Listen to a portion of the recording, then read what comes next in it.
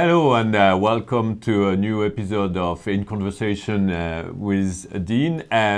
Today my guest is Professor Wlad Rivkin, Professor of Organisational Behaviour at Trinity Business School. And we're going to be talking about work, remote working. We're going to be talking about commuting, constant connection between productivity and work and psychological well-being. So that's where Wlad research is, and it talks about work design, well-being, and technology. Wlad, it's a great pleasure to have you today on the show. And before we get started, I'd like to ask you to introduce yourself, because we'd like to know where you come from and what your research is about. Thank you so much for having me, Laurent. It's a pleasure to be on the show with you. And as you said, Wlad Rivkin, professor in OB here at Trinity Business School. But before I came here, actually, I was born in Kazakhstan, so you may know it from Borat, essentially. I always say when I teach sort of classes to MBAs, I grew up, or I was born in the desert, which is not entirely true. I was born in a hospital, like you as well, probably. But when I was quite young, when I was 6, we actually migrated from Kazakhstan to Germany, because there was sort of a scheme where people with sort of Jewish heritage could migrate back into the country. So I actually grew up in Germany. I went to school in Germany, did my undergraduate, my postgraduate education in psychology also in Germany, and also did my PhD there. And then from there I moved to the UK, to Aston Business School for a number of years, and then in 2021, actually 1st of January 2021, joined Trinity Business School. Very good.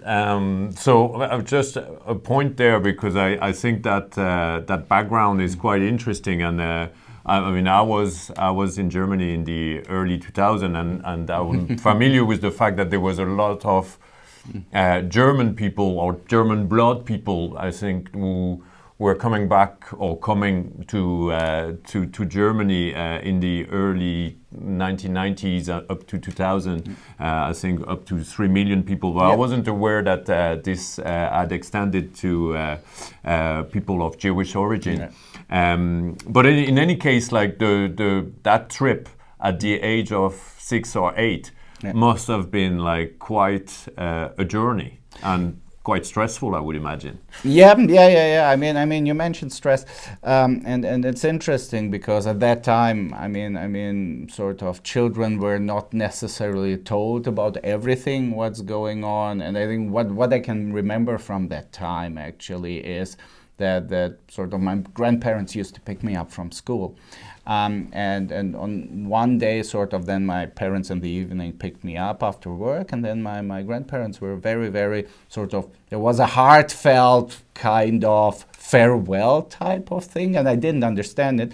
And then next day, we ended up going on the train from Kazakhstan to Germany, which took us, I think, roughly 5 days through Moscow and so on. Suddenly you end up in this completely new country that you don't know, and my parents didn't speak German, I didn't speak German.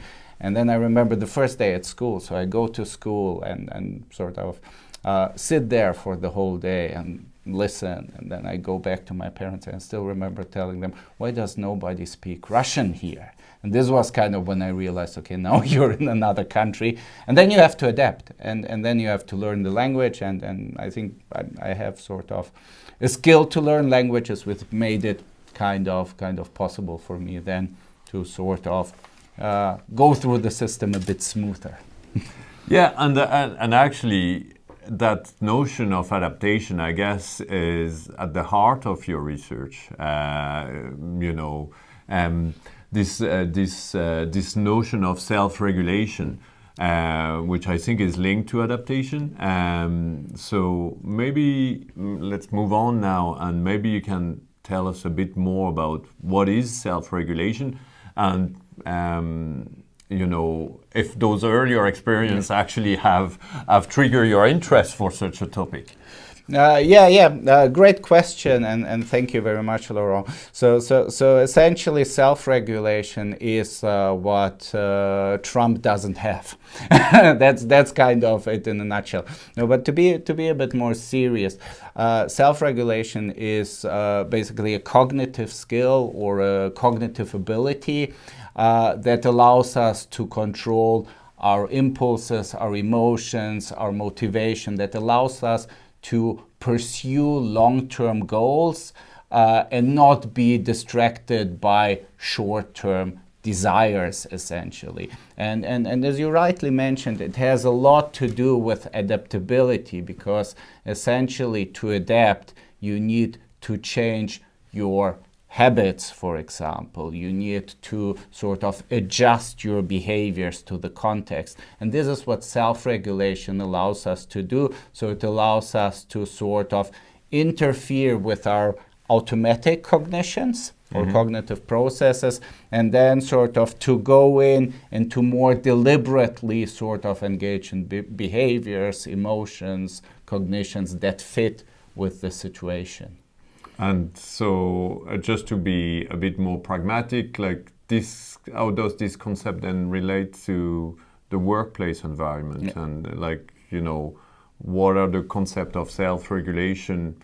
How does it help us to understand how people behave in a work environment? Can you elaborate a bit more on that? Yeah, or give us examples? Yeah, absolutely.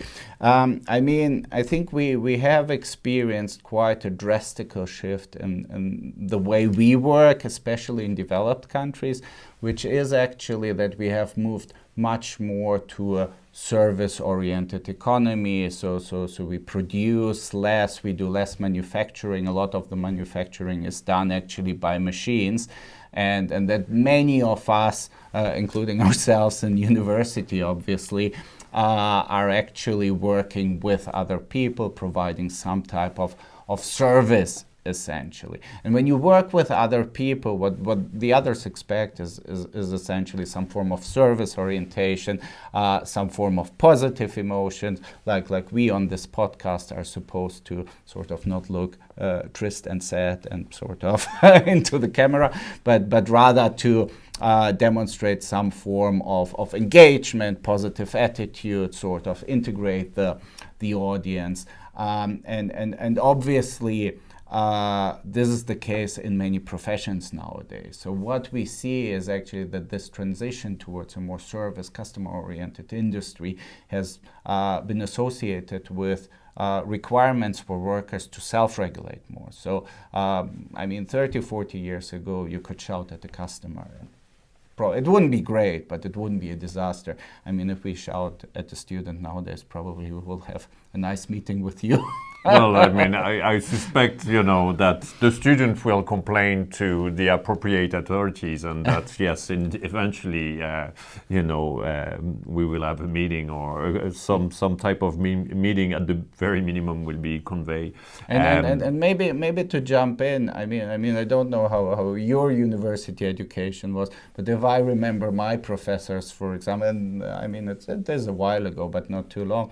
I mean, some of them genuinely didn't care. It was basically, they had their lecture, they delivered it for 20, 30, 40 years. It was the same thing every year, and there was no concern about sort of students understanding it, students appreciating it. It was sort of, and it was okay at that time. And I think when we look at how we deliver teaching now, very engaged, sort of simulations, exercises, and so on, I think this shows that even in our jobs, we have to exercise more self-regulation when teaching. Yeah, so you're mentioning that like professors are better at self-regulating, but actually in a way that's, you know, that's a very positive and hopefully a positive experience for students.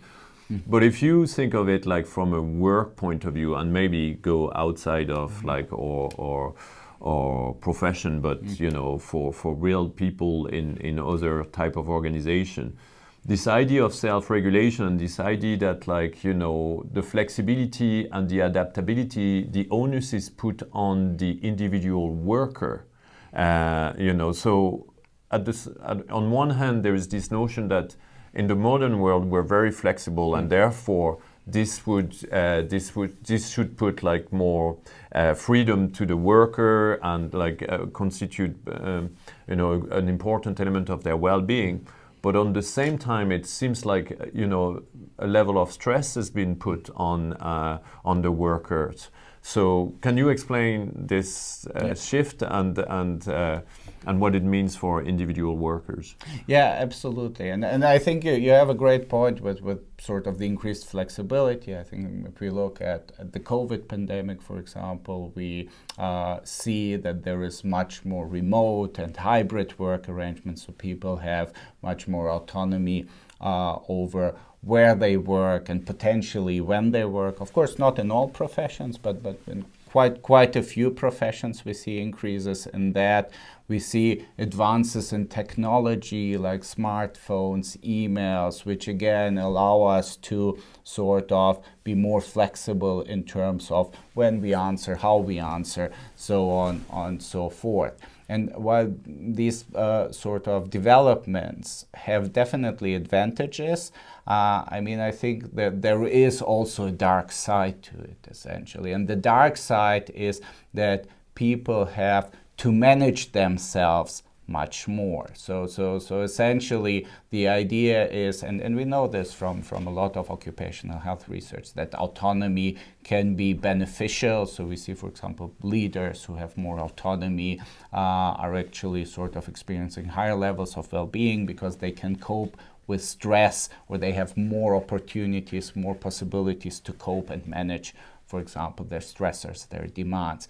At the same time, however, this management of autonomy can be quite taxing, and it can actually also drain your resources. So essentially, you have to think, okay, when you have lower autonomy, you have maybe your supervisor gives you a very concrete plan. Okay, you have to A, B, C, D, E, and you just work off, and you can nearly turn off your brain, and you can just do things, and you can rely that these are the things, the right things, because your leader told you.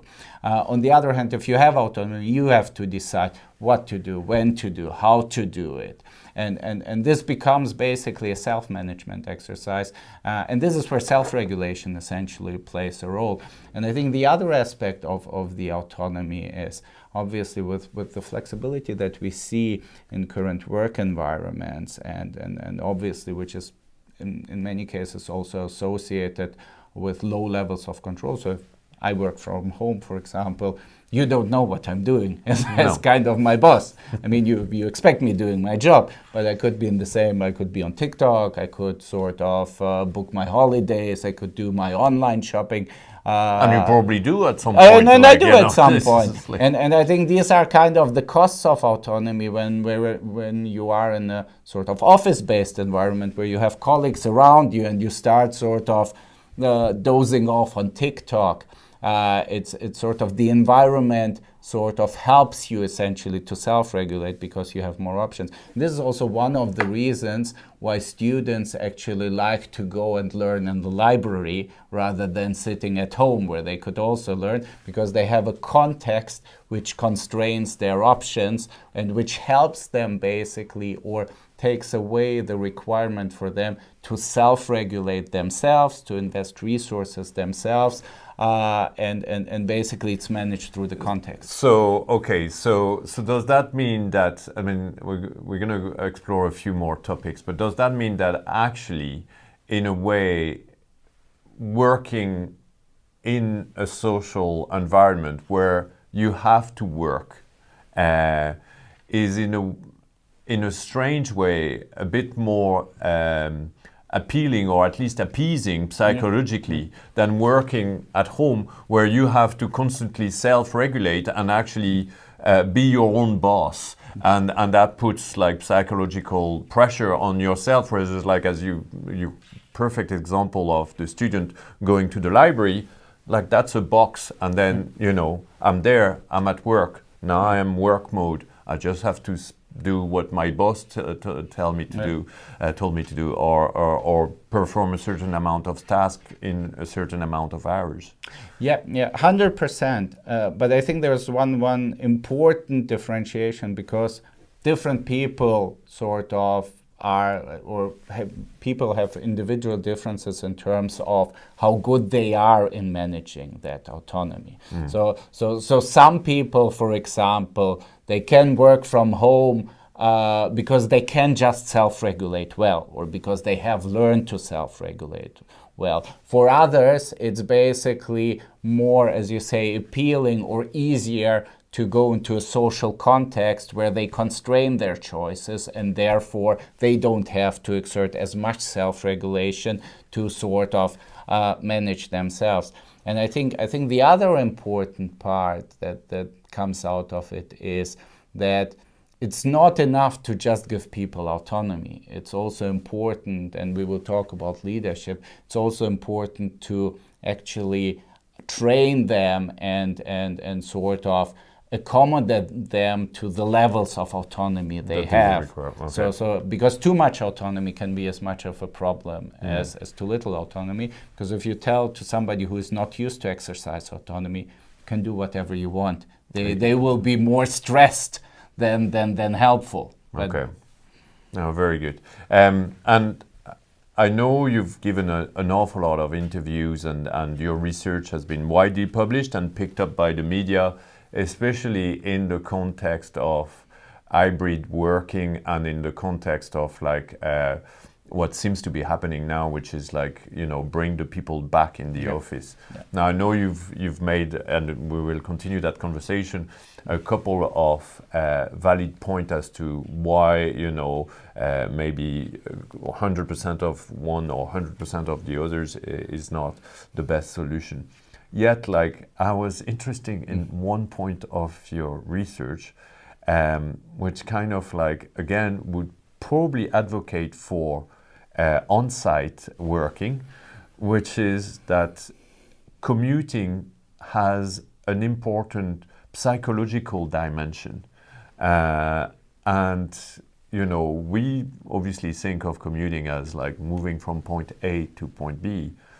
And your research demonstrates that actually there's more to that, and there's benefit to that process, or to that time. Yeah. Can you explain that to us? Because that's obviously not something that we that would come naturally as a conclusion to most of us. Yeah, absolutely. And I think you summarized the hook of the study very nicely, because when we started this research, we were actually seeing that there is a lot of research published on the negative effects of commuting, especially when the commutes are stressful. And if you look at the traffic in Dublin, you sort of we know what we're talking about when we say sort of stressful commute. So the predominant focus of the literature before our studies was that the commute is bad because it sort of puts pressure on us, time pressure, it's exhausting, it's demanding. But at the same time, what we also saw were sort of individual accounts of people.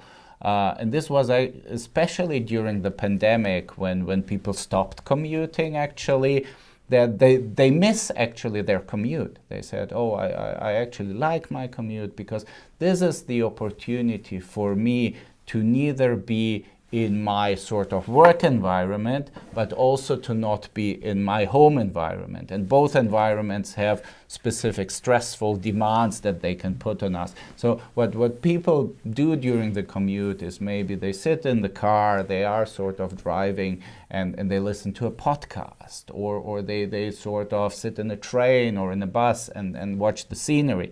And so this is what made us interesting in this phenomenon, to look at the potential positive side of commuting, because it can be actually used for recovery processes. So we studied different recovery processes that people can engage in during the commute. And one of the things that we found is that actually relaxing during one's commute can be really helpful, because it helps you to shake off the stress that you experience at work, while not having experienced any stress At that, home.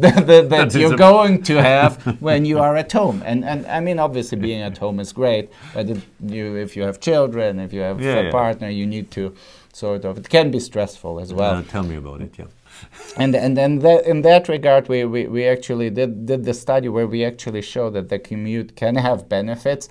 Now, obviously, these benefits and people simulated their commute during the COVID pandemic. So they went around the house. They sort of tried to manage boundaries in that way. You don't have to commute to get this, but if you have to commute, it can be quite beneficial. So in that regard, it's sort of one of the psychological processes that can help people transition between different work and different tasks. Yeah. And okay, that's interesting. And I guess that relates to what you also talk about your research, which is about like those micro moment and managing those moment, so that you can manage your stress throughout the day. And the commute is essentially could be associated to one of those moments in a way. But there are other ways to manage stress throughout the day, and I don't know if you want to delve into that. But I think what you were talking about there in the commute reminds me of this notion of mindfulness. So in other words, you need to kind of recenter on yourself and kind of like create a bit of a buffer zone between you and the environment, and in this case between two environments. But I think, in a way, it seems like organizations are kind of aware of like this, that people needs to look after themselves. But in your research or in your comments, you also show that like organizations don't necessarily go about the right way about addressing that need. Can you elaborate a bit? Yeah, so you mentioned 2 points there, and one of the points is essentially what we see, and you mentioned mindfulness, for example, that there are these sort of big interventions that help people to cope with stress, and mindfulness-based meditation, or sort of these MBSR long courses are one way in which organizations try to support workers handling stress. And these ways are great, obviously, so they show some promise, but of course not for everyone, and it requires a lot of commitment from the employee. I mean, like mindfulness-based stress reduction training takes you normally a year. So you have to commit to a 1-year course, which is a great course. I mean, there is a lot of evidence that it works, but then the question is who can commit to that. So what we started to look at are more, we call them micro-interventions. So small things that you can do on a daily basis that can help you to cope with stress. So we looked at a 15 minutes mindfulness meditation and was an sample of nurses actually that can help them to self-regulate better and to sort of function and feel better at work. We looked at positive effect interventions, so funny videos. I mean, we talked about TikTok being a distraction, but looking at TikTok a little bit can actually also support you with self-regulating. Don't say that. Don't say that. My children probably don't watch this show, but I think if you're telling us that like watching TikTok is funny things on TikTok and for a limited time. So our intervention was literally 3 minutes. So if you can constrain it to 3 minutes, but I get you. But I think maybe to move to the second part of the point you've made. And I also work with organizations to support them in sort of promoting well-being, reducing stress, and so on and so forth. And I think one of the characteristics that sort of, I don't want to say kept me awake at night, but sort of kept me busy is the fact that organizations very much focus on the what we call resource side of things, especially when it comes to the employee. So the idea is that organizations, when they do sort of stress well-being interventions, try to give the employee some ways to deal with stress.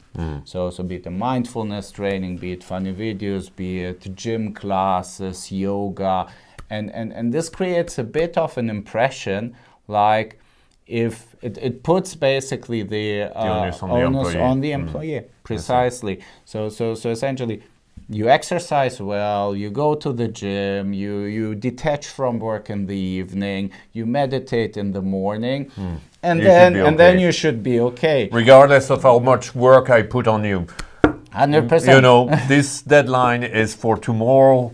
If you're stressed, go for a run, watch like a couple of TikTok video, but in any case, I want this report by tomorrow morning. And I did... That's the attitude. Yeah, exactly. And I worked with a company where we evaluated the training, and I said, yeah, but what about the demands? What about the actual pressures that people face? Because this is what the organization can also reduce. And they said, no, let's not talk about the demands. Let's talk about sort of how people can recover. Because obviously they don't want to mention it, because then people become aware, oh, actually my work is so that stressful. I actually can't do it in an 8 hours. Can manage without the stress. Yeah. Like it is a stressful job. Yeah, like, and that's okay. I understand. And actually, relating to that part, and I know I'm kind of jumping from one topic to the next, but the idea of like leadership and stress and present. You know, you talk about presenteeism. Yeah. I'm not extremely familiar with like this this notion. So can you maybe explain it a bit, and you know, the way people wants to be perceived actually as being performing all the time, no matter what. Yep. So presenteeism, it's a concept developed by Gary Jones, who is an occupational health OB researcher, and it's actually quite interesting. We are all familiar with the concept of absenteeism, which is basically I'm ill and I basically don't attend work or don't work because I am ill. And that obviously has a substantial impact on productivity, because when I'm ill, the work doesn't get done. And what's interesting is that presenteeism essentially encompasses the behavior of continuing to work while being ill. So I'm ill, I should actually be off work, and we talked about flexibility and we talked about technology. We can actually nowadays work while we are ill. In the sense that if I have work a cold, from my bed, literally, I'm ill, I'm sitting down, but I'm on my computer. I've done it. I'm sure a lot of people have done it. Maybe you shouldn't tell this, but yeah, absolutely. I mean, I have done it as well. I admit, and I think what we see is, and what the literature argues, is that presenteeism can be harmful while actually appearing as if you are productive. So essentially, okay, you're ill, you can't attend to work, but you're still kind of doing something which may appear like, oh, this is great, you're still performing despite being ill. But what we found in our study, for example, is that when you kind of don't adhere to recovery signals by your body, in the sense that when you're ill, you should actually recover, you shouldn't be working. Of course, it depends on the illness, but in general, let's say you have a headache, then sort of focusing on answering emails is not the greatest thing. You may still do it because you think it's important and you don't have to do the emails afterwards. But what we see is that when people engage in presenteeism on a focal day, actually the next day they perform less well. And this has to do actually with recovery, because they don't recover, they don't properly get well, and try to basically push their health boundaries. Now, I'm not saying, and I think this is important to note, that if you have a broken leg and you need to rest, that you can't go on the computer and do emails. Sure. So it's always depending on the type of Yeah, illness. of course. But I think when we see sort of, oh, you're feeling horrible, your nose runs, and when you talk about leadership, I think leaders have a super important role modeling part in Well, that's this. why you were saying I shouldn't be saying that. Correct. That's Correct. like, yeah, basically, if I... Okay, yeah, go ahead. If you go into a Zoom meeting and you're sort of, you're ill and you're unwell and everybody can see it and you're like, no, I will still push through, I will take that meeting, then obviously it sends a signal to So when employees. let's say when I'm saying, oh, I'm not well, I have like had a surgery or I had like, you know, some health issue, and I'm working, but I do that meeting anyway, and I kind of explain to the people, no, it's no problem, I'm just doing this because I feel I have to do it for X, Y, and Z reason because the meeting needs to happen at this thing. But what you're saying is I'm actually sending a signal to other employee or member of staff that this is okay to do, and that should be the way to do things, and it has a culture. So it's not only detrimental to me, but you're implying that it might actually, as a leader, as like have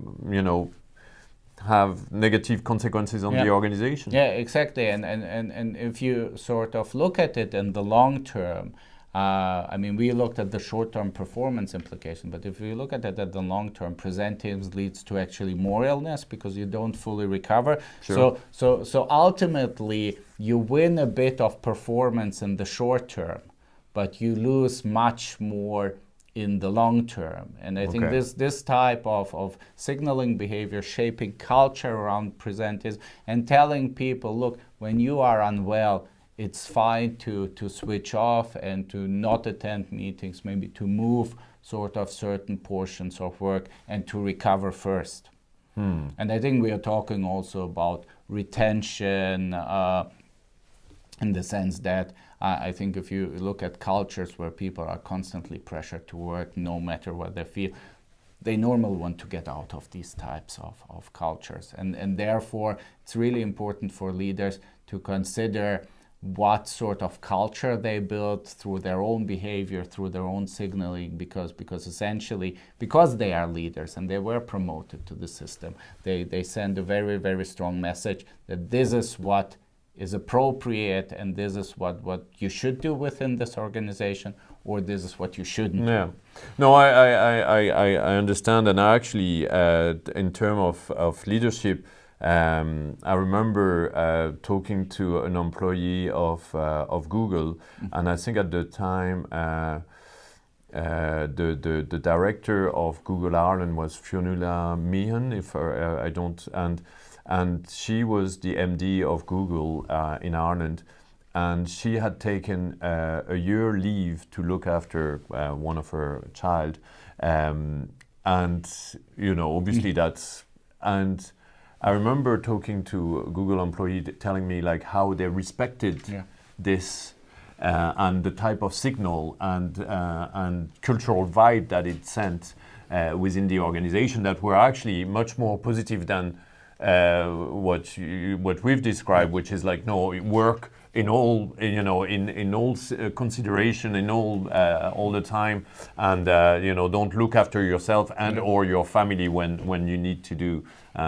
So I think that was a good example. Absolutely, I think that's exactly the point, and I think we want our leaders to send exactly these messages that family is also important, and that you may take time to take care of your family, to look after yourself. Because I think what we see is we see that actually mental health are now the second or third most frequent cause for absenteeism. So burnout, depression, anxiety.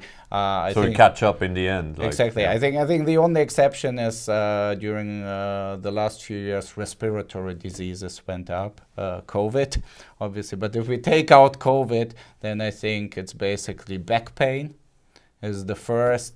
Then we have sort of, in some professions, mental health related. So in that regard, sort of we see that mental health is quite an important factor for productivity. And that's also the reason why organizations focus on it. I'm going to move to maybe a topic of leadership, something that you explored like quite early. And to me, so I've been always a very big advocate of perspective taking. And no, because like I do think that whether you're a salesperson or a manager or in negotiation, perspective taking, which is basically the ability to take the perspective of the person you're talking to, gives you a strategic advantage, because you kind of like, you can then shape your arguments, embrace what they're saying and shape your argument accordingly, and then therefore win the negotiation or the argument or whatever it is, more easily. And then I actually read very briefly an abstract about your research, and then what I read was like, oh, but this could be detrimental to the employee, and so I was taken aback. I was like, oh, I thought that was always a very good managerial thing, but then you actually told me that it's the employee being like the person taking the perspective. So in that case, for me or for whatever, which I understand a lot. So can you explain like why this is the case, and what your research in that field has led you to believe? I think that's a great point, because it brings us back to self-regulation as a mechanism, and when I explain sort of self-regulation, one of the important things around it is that basically when we have to exercise self-regulation, when we have to control emotions. So we discussed that it's a very important skill for adaptability. It's an important skill to deal with other people.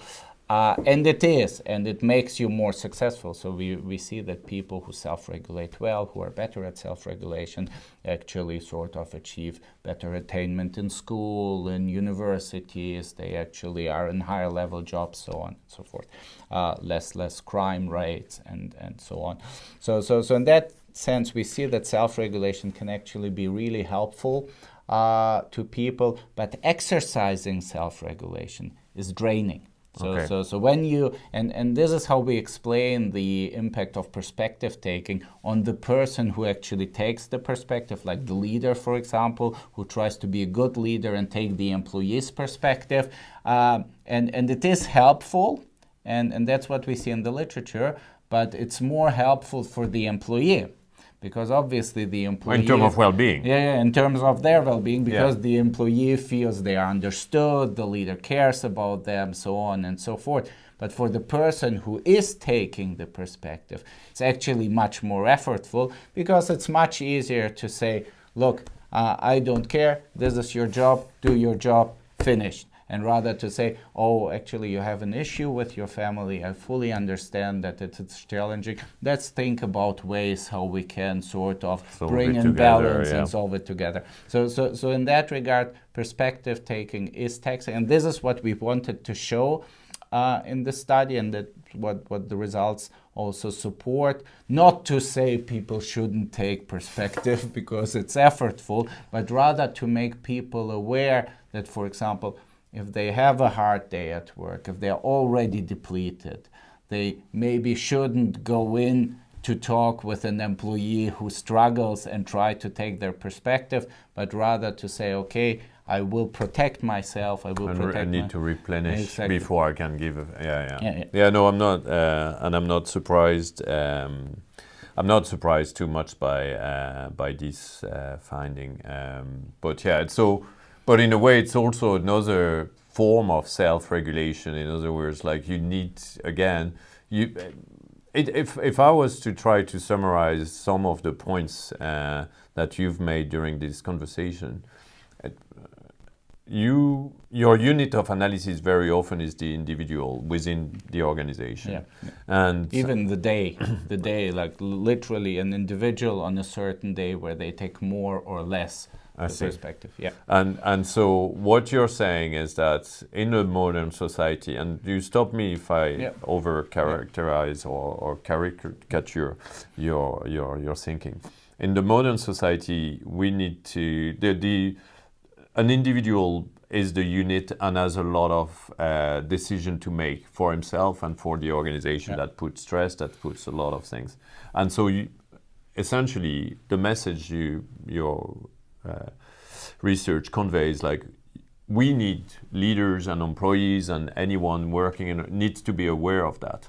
And that's, so we have we have that power, but we also need to manage that power constantly and replenish the power battery before we go into a meeting, and all of those things can be quite draining. Is that a fair and including using commuting, including using those micro moments, including avoiding having those meetings when you feel you're not in a psychological position to have them? Is that like what we can get from this conversation? Yeah, absolutely. I think it's a great metaphor to understand. Okay, we as humans have energetic resources that sort of we need to regulate ourselves, to manage our environment, and I think the interesting part is that from physical exercise, for example, I know you exercise a bit, I exercise a bit. We fully understand that if we go for a 1 hour run, it becomes super difficult to do another hour. And if we do then the third hour, it becomes even more difficult. But I think what we need to also realize that there is a bit of a similar principle to our mental capacity, that there are things that are very draining, and oftentimes they are associated with modern work environments, with sort of technology, flexibility, customer interactions. So the modern work environment, complexity, when we think also about sort of the use of AI. So we need to manage much more nowadays than we used to in previous times. And at the same time, we have possibly the same resources, like energetic resources available to us, and to be a bit more aware of your own resource state. And I think what we see in terms of mental health impairments is a lot that people overexert themselves, they don't recover, and we see it very often with burnout, that to burn out, you need first to work hard. You can't burn out while sort of doing nothing and sleeping along. So in that regard, you invest, but you never sort of take time to recover, replenish. And I think making people aware of that and giving people also opportunities through short mindfulness exercises, through positive emotions, through detaching from work, to recover sort of in shorter time frames so that they have resources again to invest. I think this is sort of the core of what my research is. Yeah, so it's even though your research is in human resources, it should really be labeled individual resources. Yeah, it's very micro level. It's micro level individual resources. So we really look at the person and how the person acts from day to day across time. We haven't talked too much. Well, we've talked a bit about hybrid and remote working. But the role of technology in this now, of course, it takes a big part in offering the flexibility that you have described and putting more onus on the workers. I'm going to combine this question about technology, maybe AI. I don't know if you have too much to say about that. Actually, what's your feeling about the emergence of AI in the workplace? Like, what does your research address? Like this new paradigm? We actually published a paper on AI, and maybe besides that, if you personal reflection. So sure. I think I was very enthusiastic, so I like technology, so I like to try out new technology, see, like many people did with AI and ChatGPT. And in the beginning, I was very, very enthusiastic about AI. In fairness, I'm not an AI researcher, so other people have probably more expertise on it. But I think with time progressing, I'm becoming a bit more sort of aware of the limitations of AI, I would say it. And I think what's interesting is that the sort of tech companies sell AI as this sort of great thing that will resolve our sort of work bottlenecks. It will make us 10 times more productive, and we will sort of enjoy more leisure time, 4-day work week, universal basic income, so on and so forth. But if I look at academia, what has AI done? AI has triggered us, for good or bad we may discuss, to revise our teaching and assessment fundamentally. Sure. So did it create less work? Yeah, maybe in designing slides, but it created a lot more work in rethinking how you deliver courses, so that basically students still learn rather than just sort of use AI to solve our assignments. In research, AI has led to a drastic increase in the volume of submissions, which in turn puts pressure on reviewers, editors, so creates actually more work for the system to actually review and then make decisions about the quality of this research. So again, sort of more or less productivity is the question. So in that regard, this promise, and then at sort of normal workplaces, we see sort of this type of AI slop, where people use AI in a very sort of easygoing, quick way, and then submit it to their colleague. And I see it sometimes also with students, where there is not really work behind sort of or no effort behind the work. It's just, okay, my supervisor, my sort of professor will fix it for me. So I'm starting to get doubtful whether AI will really result in us working less, because currently, at least for me, it creates more work rather than less work. But maybe this is that is a different topic, and I don't know if you want to express more on like the way business school or institution in the education sector should adapt to this AI revolution. I mean, we're doing quite a lot of different things here in the business school, but don't know if you have a personal opinion on that.